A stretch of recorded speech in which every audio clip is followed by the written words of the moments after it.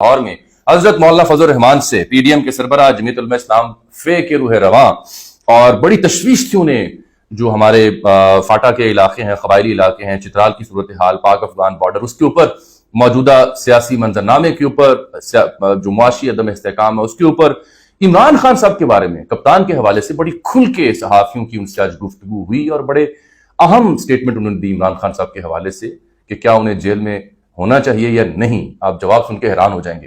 اور پھر اگلا منظرنامہ وہ کیا دیکھتے ہیں، الیکشن کب ہو رہے ہیں، وہ کیا سوچ رہے ہیں۔ مولانا فضل الرحمان جو ہمیشہ 73 کے آئین کی روح سے چلنے کی بات کرتے ہیں، اب کیا واقعی 73 کے آئین کی روح سے چلنا چاہتے ہیں؟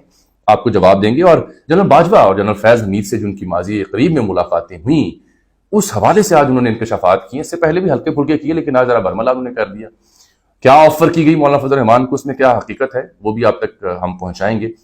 سلمان گیلانی صاحب ہیں، بڑے عمدہ شاعر ہیں، مزاحیہ شاعر تو بالکل میں نہیں کہوں گا، ایک صنف ان کی یہ بھی ہے کہ مزاحیہ شاعر ہیں۔ ان کے ہاں یہ ایجوکیشن ٹاؤن لاہور میں ان کی بیٹھک میں یہ محفل تھی۔ جناب افتخار احمد صاحب، جناب عبدالرؤف صاحب، ہمارے نامور صحافی اینکر منصور علی خان، فاروق شہباز بڑائے صاحب، نجم ولی صاحب، حافظ طارق صاحب، شامی صاحب، یہ خاکسار اور دیگر کئی صحافی دوست، علی حیدر صاحب وہاں موجود تھے، بی بی سی سے وابستہ عمر دراز نگیانہ صاحب وہاں موجود تھے۔ 12-15 صحافی تھے، کلوز یہ ملاقات تھی جس پہ ان موضوعات پہ گفتگو ہوئی۔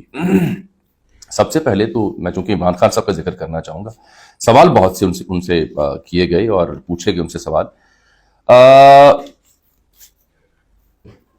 منصور علی خان صاحب نے جب نشست ختم ہونے والی تھی، ہمارے دوست ہیں، تو انہوں نے بڑا کیٹیگوریکل قسم کا سوال پوچھا کہ جمہوری جو لوگ ہیں، جو جمہوریت پہ یقین رکھتے ہیں، وہ جیلوں کے حامی ہوتے ہیں یا نہیں ہوتے، اس طرح سے پکڑ دھکڑ کے حامی ہوتے ہیں یا نہیں ہوتے، جیلوں سے کیا جمہوری لوگ ختم ہو جاتے ہیں نہیں ہوتے۔ عمران خان صاحب جیل میں ہیں تو آپ انہیں غیر جمہوری طریقوں سے دبا سکتے ہیں؟ تو مولانا فضل الرحمان نے بڑی اہم سٹیٹمنٹ دی جس سے میں اس کا آغاز کر رہا ہوں۔ انہوں نے کہا کہ غیر جمہوری طریقے سے جمہوری افراد کو نہیں دبایا جا سکتا۔ خان صاحب کے حق میں انہوں نے بات کر دی نا اس لحاظ سے۔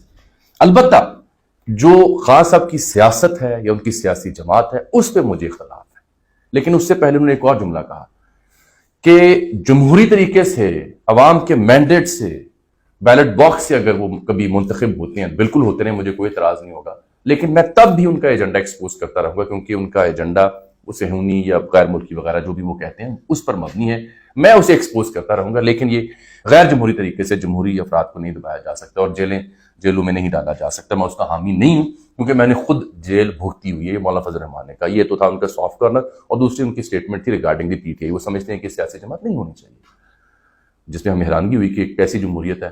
وہ سمجھتے ہیں سیاسی جماعت کا خاتمہ ہونا چاہیے، اس کا یہ سیاسی جماعت غلط نظریے پہ قائم ہے۔ بہرحال یہ تو عمران خان صاحب کے حوالے سے بات۔ دوسری بات انہوں نے جو کی، جو بار بار میں نے ان سے سیاسی موضوعات پہ سوال اسحاق صاحب نے پوچھا، ایک سوال کے جواب میں انہوں نے یہ فرمایا کہ اصل میں پیپلز پارٹی اپنے وعدے سے آگے پیچھے ہوئی، ورنہ جو تحریک عدم اعتماد ہم لے کے آئے تھے عمران خان صاحب کے خلاف، وہ اس کی ضرورت نہ پیش آتی، الیکشن ہو جاتے، صورتحال کچھ اور ہوتی۔ پیپلز پارٹی اس کی دائی تھی کہ ووٹ آف نو کانفیڈنس لایا جائے، اور ایم کیو ایم باپ اور دیگر پھر اس لیے آئے کہ مدت پوری کرنی تھی۔ یہ آج انہوں نے پیپلز پارٹی کے اوپر ڈالا ہے مدعا کہ پیپلز پارٹی کی وجہ سے حالات یہاں پہنچے ہیں، وگرنہ ہم اس کے حق میں نہیں تھے۔ میں تو 2018 کی اسمبلی میں بیٹھنے کے حق میں نہیں تھا۔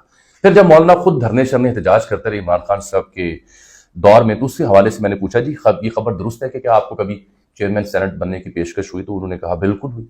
تو میں نے پوچھا وہ کس نے پیشکش کی آپ کو؟ تو انہوں نے کہا جنرل فیض نے مجھے پیشکش کی تھی چیئرمین سینٹ بننے کے لیے، لیکن میں نے اسے مسترد کیا۔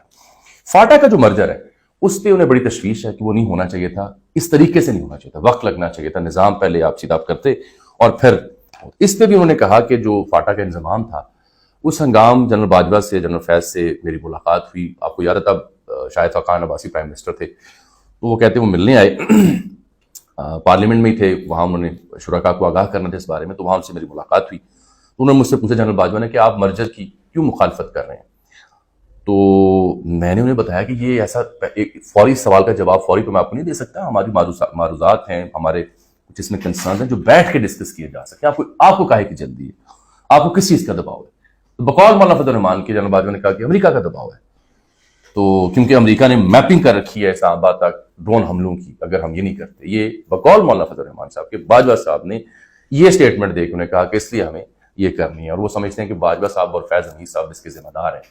جو اس وقت موجودہ امن و امان کی ناقص صورتحال ہے، جو سیاسی عدم استحکام ہے، اس کی ذمہ داری ان دو افراد پہ عائد ہوتی ہے. ایک دوسرا انہوں نے یہ کہا کہ جو ٹی ٹی پی دوبارہ ایمرج ہو رہی ہے، چاہے وہ چترال میں، کیلاش میں، تورخم بارڈر یا دیگر ان علاقوں میں، اس کی صورتحال پہ مولانا نے بڑی کھل کے بات کی کہ میں اس قابل نہیں ہوں ان حالات میں کہ میں اپنے علاقے میں انتخابی مہم کر سکوں.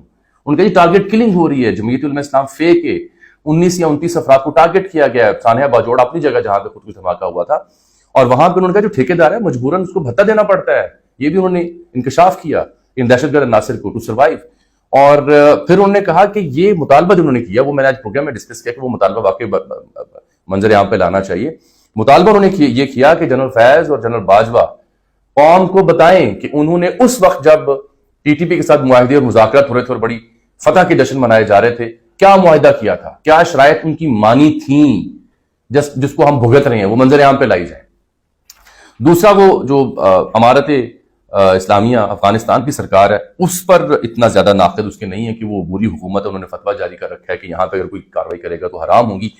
وہ یہ سمجھتے ہیں کہ داعش اور ٹی ٹی پی کو جو بین الاقوامی ایجنڈا ہے یہ اس کے پیروکار ہیں، اور ان کا مشن یہاں پہ عدم استحکام برپا کرنا ہے.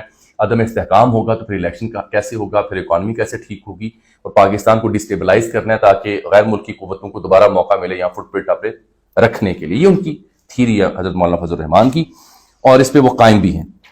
ایک بات ہم نے پوچھی کہ الیکشن پھر کب ہو رہا ہے اور الیکشن کی تاریخ دینا کس کا کام ہے، تو مولانا فضل الرحمان کے بقول الیکشن کی تاریخ ای سی پی نے دینی ہے، صدر نے نہیں دینی، الیکشن کمیشن نے دینی ہے. وہ نئی حلقہ بندیاں کروا رہے ہیں اور فروری میں امید ہے کہ الیکشن ہو جائے گا. بار بار جب ہم نے الیکشن کب ہوگا اس کے اوپر سوال کیے مجھ سمیت کئی اور صحافی، تو انہوں نے ایک نقطہ البتہ واضح کہ انہوں نے کہا جی الیکٹورل کالج جو ہے آپ کا سینٹ، اگر ہم فروری میں انتخاب نہیں کرتے تو مارچ میں اس کی مدت ختم ہو رہی ہے، تو اس سے پہلے کروانا ضروری ہوگا، وگرنہ تو کوئی الیکٹورل کالج کا وجود نہیں ہوگا. تو اس لیے تھوڑے سے پور امید وہ نظر آئے کہ فروری میں انتخاب ہو جائے گا.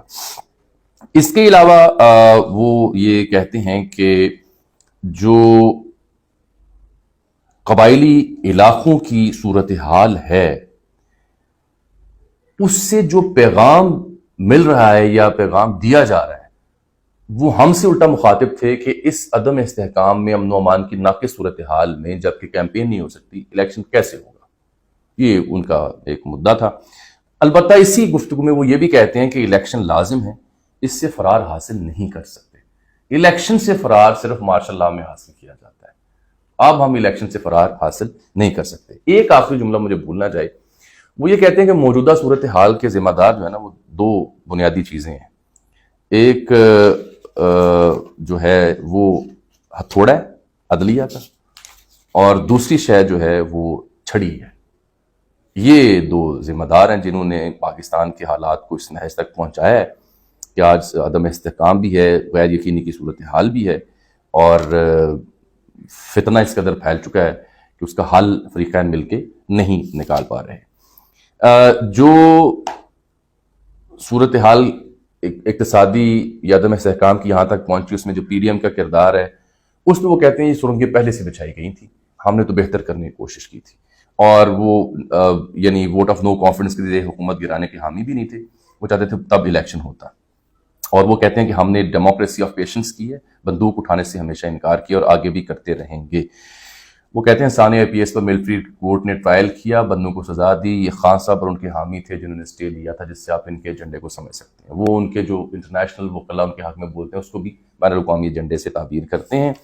اور یہی نہیں، جب آخر میں نے ان سے سوال پوچھا کہ حضرت مولانا آپ یہ فرمائیں کہ یہ جو ہمارے کاکڑ صاحب ہیں یہ آپ کے تجویز کنندہ، آپ نے تجویز کیا، زرداری صاحب نے ان کو تجویز کیا، یا پھر نواشر صاحب نے؟ تو وہ ہنسے اور کہنے لگے کہ جملے میں، اللہ کے بندے اسے تو خود پتہ نہیں تھا، اسے تو خود علم نہیں تھا. اور یہاں پھر کہکموں میں بات آئی گئی ہو گئی اور بات ختم ہو گئی، جس سے اندازہ ہو گیا کہ مولانا کیا کہہ رہے ہیں. میں نے ایک سوال ان سے پوچھا کہ مولانا اگر یہ تاخیر ہوتی ہے اقتصادی حالات کی وجہ سے یا امن و امان کی صورتحال کی وجہ سے انتخابات میں، تو کہیں میں وہ منظر تو نہیں دیکھوں گا کہ حضرت مولانا بھی اسی ٹینکر پہ، اسی ٹینکر کہہ رہا ہوں، اسی یعنی ٹرک پہ ہوں گے جہاں پہ P T I, Noon League, Peoples Party ہم آواز ہو کے جمہوریت کے حق میں، انتخابات کے حق میں کیمپین کر رہے ہوں کہ الیکشن چاہیے ہمیں. تو انہوں نے اپنا خیر تبصرہ ضرور کیا، لیکن لگے نہیں اس کی نوبت نہیں آئے گی. البتہ خان صاحب کی جیل کے اوپر جو سٹیٹمنٹ میں نے دی کہ وہ حامی نہیں ہے، وہ انہوں نے اپنی جگہ کہی. پی ٹی آئی کے حامی وہ نہیں ہے، جیل سیاستدانوں کے لیے اس کے اوپر انہوں نے اپنا معافی ضمیر بیان کر دیا کہ وہ نہیں ہونی چاہیے۔ یہ تھی جی حضرت مولانا فضل الرحمان سے جو ہماری ملاقات ہوئی، اس کا مختصر سا احوال۔